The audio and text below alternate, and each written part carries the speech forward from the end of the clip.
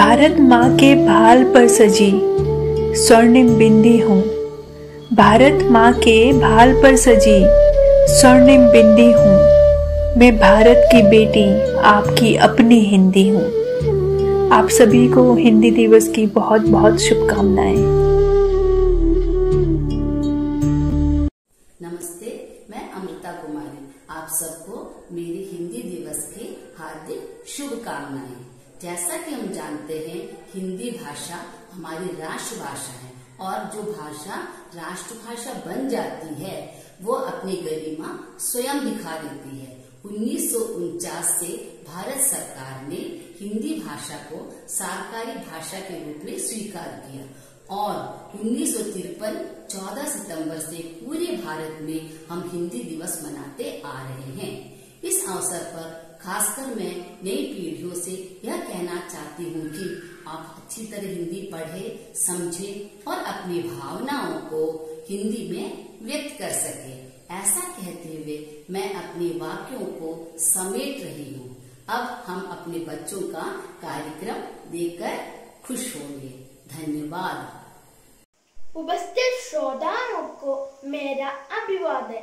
मैं मुंशी प्रेमचंद। मेरा जन्म वाराणसी के लम्ही गांव में 31 जुलाई 1880 में हुआ। मेरा बचपन का नाम दलपत राय था।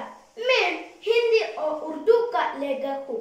मैंने कई उपन्यास लिखे हैं। इन प्रमुख है गोदान, सेवा सदन, निर्मला आदि। धन्यवाद। नमस्कार। खूब लड़ी मर्दानी वो तो झांसी वाली रानी थी। खूब लड़ी मर्दानी वो तो झांसी वाली रानी थी। आप लोग समझ गए होंगे। हाँ, मैं हूँ सुभद्रा कुमारी चौहान, जो आपने महान कवि और देशभक्ति के लिए जानी जाती हूँ। मेरा जन्म 16 अगस्त 1904 को इलाहाबाद के एक संपन्न परिवार में हुआ था। मुझे बचपन से ही काव्य ग्रंथों पर विशेष रुचि था। मैं जितनी बड़ी कवयित्री हूँ उतनी बड़ी कथाकारी हूँ। बिखरे मोती, मुकुल, झांसी की रानी जैसे मेरी कई कहानियाँ और कविताएं प्रकाशित हुई। इनमें से सबसे प्रसिद्ध रचना है झांसी की रानी और मुझे कई पुरस्कार भी मिले। भारतीय तट रक्षक सेना ने एक जहाज मेरा नाम देकर मेरी देशभक्ति को सम्मानित किया। धन्यवाद। नमस्कार। आज 14 सितंबर हिंदी दिवस के इस शुभ अवसर पर मैं आप सबको हार्दिक अभिनंदन और शुभकामनाएं देता हूं। हिंदी हमारे दिल की भाषा है, जो कश्मीर से लेकर कन्याकुमारी, संसद से लेकर सड़कों और साहित्य से लेकर सिनेमा तक हर जगह संवाद के सबसे बड़ा पुल बनकर सामने आती है। वर्ष 1918 में गांधी जी ने हिंदी साहित्य सम्मेलन में हिंदी भाषा को राष्ट्रभाषा बनाने को कहा था। 14 सितंबर 1949 को संविधान सभा ने निर्णय लिया था कि भारत की राजभाषा हिंदी ही होगी। इस निर्णय को महत्व देने के लिए और हिंदी के उपयोग को प्रचलित करने के लिए साल 1953 के उपरांत हर साल 14 सितंबर को हिंदी दिवस मनाया जाता है। भारत में विभिन्न भाषाएं बोली जाती है, लेकिन सबसे ज़्यादा हिंदी भाषा बोली, लिखी व पढ़ी जाती है। आज सामाजिक माध्यम और तकनीक के इस युग में भी हिंदी की नींव हिली नहीं है। हिंदी अपने आप में संपूर्ण है, अपने आप में गौरवमय भाषा है। हिंदी का गौरव आज पूरी दुनिया में बढ़ रहा है। हिंदी सिर्फ हमारी भाषा नहीं, हमारी पहचान भी है। अतः भारत के नागरिक होने के नाते हम सभी का कर्तव्य है कि हमें हिंदी भाषा को बढ़ावा दें। धन्यवाद।